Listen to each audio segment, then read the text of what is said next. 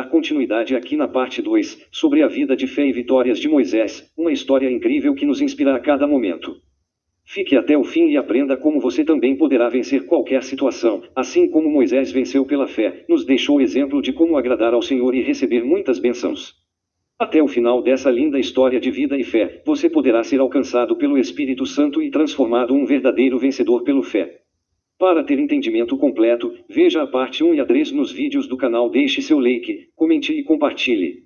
Os últimos 40 anos, esse último período da vida de Moisés começou quando ele retornou ao Egito após Deus ter falado com ele por meio da sarça. Agora Moisés já tinha 80 anos de idade, mas foi então que começou o período mais importante da sua vida. A sua tarefa era libertar os hebreus da servidão no Egito. Essa não foi uma tarefa fácil, pois a servidão fez dos hebreus um povo teimoso. Em Deuteronômio 9 verso 24, somos informados de que Moisés queixou-se de que os israelitas se mostravam rebeldes contra Deus desde o primeiro dia. Moisés e Arão compareceram perante Faraó e apresentaram a exigência de Deus em liberar o povo. Arão foi o porta-voz, Êxodo 3 verso 18, 4 versos 29 a 31. O Senhor Deus é quem estava exigindo a liberação do povo, mas o Faraó não se sentia impressionado diante da menção do nome do Senhor. Ele não reconhecia o Senhor e nem aceitava o pedido feito por Moisés. O Faraó reagiu contra a iniciativa de Moisés, aumentando os leves e trabalhos dos hebreus, que já eram escravos oprimidos. Ele acusou os hebreus de serem preguiçosos e deu instruções para que não mais lhes fornecessem a palha para a fabricação de tijolos. Eles mesmos teriam agora que conseguir a palha, sem diminuir, no entanto, a produção diária de tijolos. Com isso, as coisas estavam ficando cada vez piores. Moisés e Arão foram acusados pelos israelitas de terem piorado a situação, em vez de melhorá-la, e Moisés, por sua vez, lançou a responsabilidade disso sobre Deus. Êxodo 5 verso 22. Pela segunda vez Moisés e Arão compareceram diante de Faraó para que os hebreus fossem libertados, mas Faraó estava com o coração endurecido por Deus para que o povo não fosse liberado. Parece paradoxal a ideia de que Deus queria que o povo fosse liberado, mas endurecia o coração de Faraó para que ele não liberasse o povo. Mas, isso fazia parte do juízo de Deus para com Faraó e o Egito. Deus endureceu o coração de Faraó para que ele fosse punido pela sua maldade de coração. Era como se Deus colocasse o Faraó contra o próprio Faraó. Outro detalhe interessante é que a maioria dos sinais dados por Deus a Moisés era copiada e realizada pelos magos egípcios. No entanto, sempre os sinais de Deus prevaleciam contra os sinais dos magos egípcios, mostrando em quem habitava a verdadeira força. Seus nomes eram Janes e Jambres, segundo Timóteo 3 verso 8.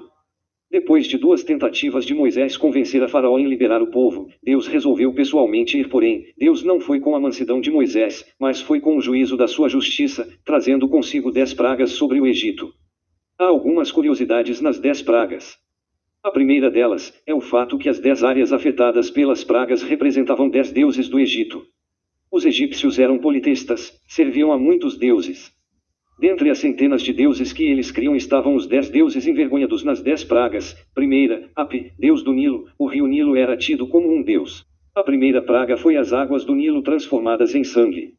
Segunda, Ect, deusa Rã. A segunda praga foi o aparecimento incontável de rãs. As rãs eram tidas como uma deusa para os egípcios. Deus fez essas rãs aparecerem e depois morrerem, mostrando quem era o verdadeiro Deus. Provavelmente foi uma praga da infestação das minúsculas rãs do Nilo, que os egípcios chamam de Dofa.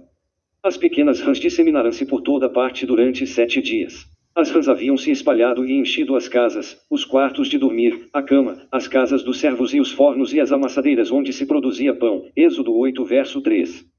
Talvez por uma doença geral, todas as rãs morreram em massa. Seus corpos decompostos eram uma ameaça à saúde e produziam um mau cheiro muito forte por todo o Egito. Terceiro, Tat, deus da magia. A terceira praga foi o surgimento aterrorizante de piolhos.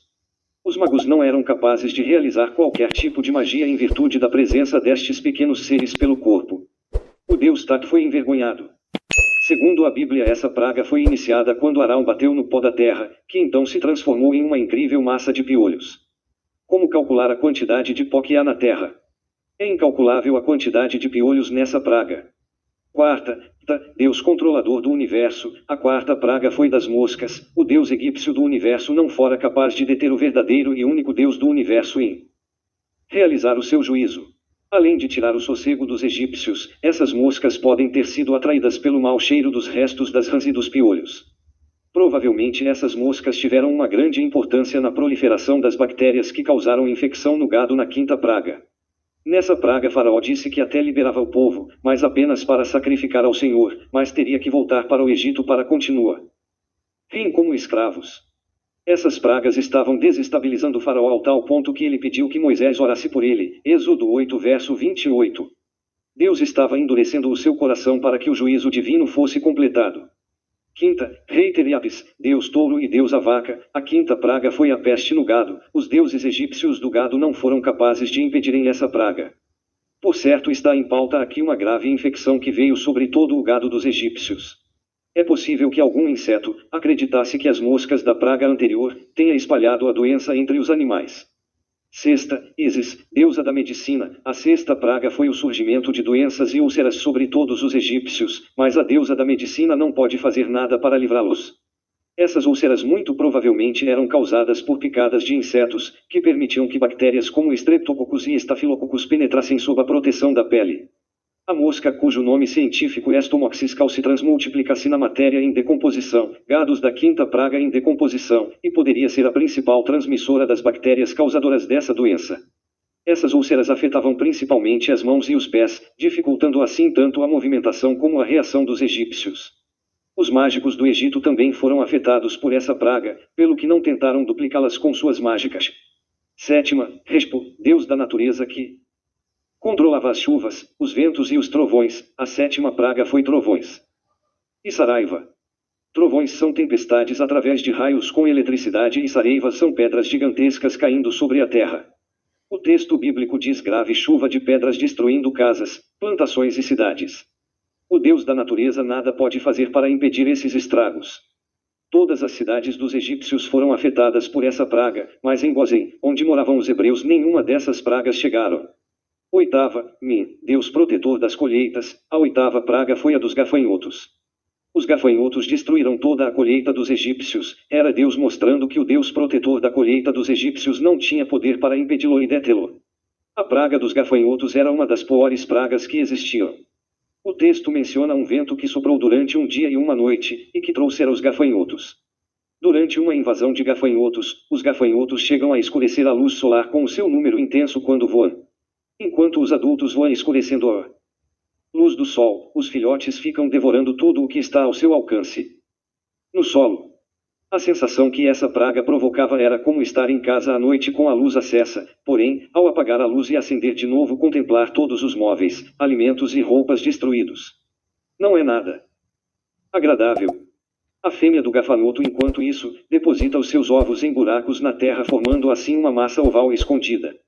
Esses ovos são muito resistentes, capazes de tolerar condições naturais adversas. O nascimento dos filhotes depende muito da umidade, mas os ovos podem ser postos em terrenos muito secos, que mesmo assim sobrevivem por mais de 3 anos.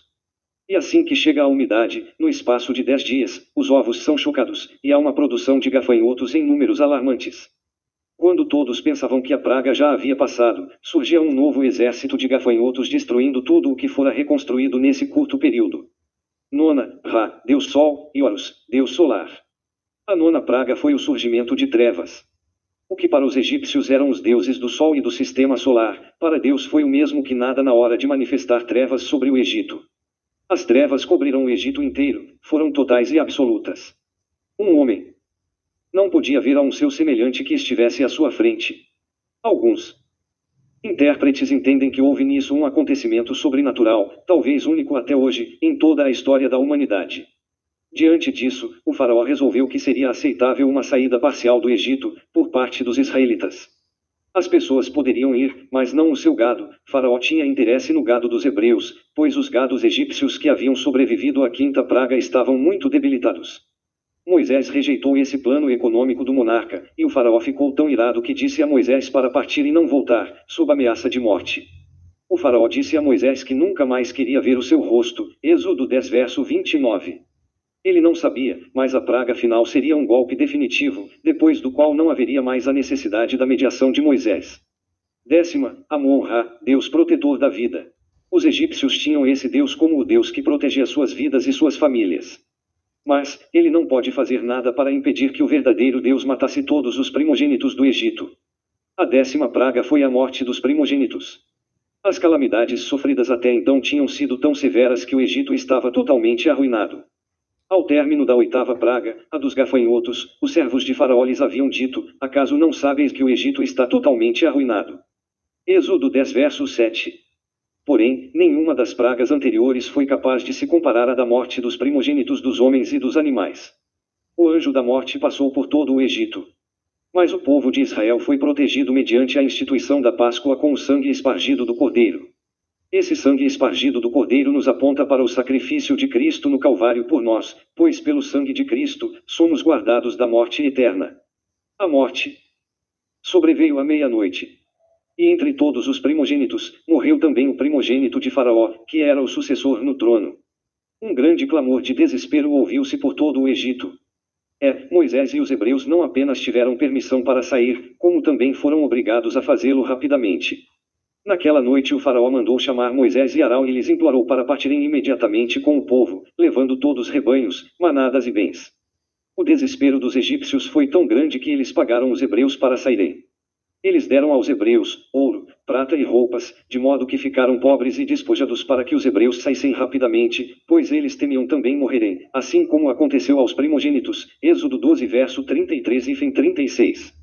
Uma outra curiosidade interessante sobre as 10 pragas, está ligada à tradição que diz que as pragas duraram do mês de julho até março. Sendo assim, durante 8 meses o Egito foi assolado pelo juízo de Deus.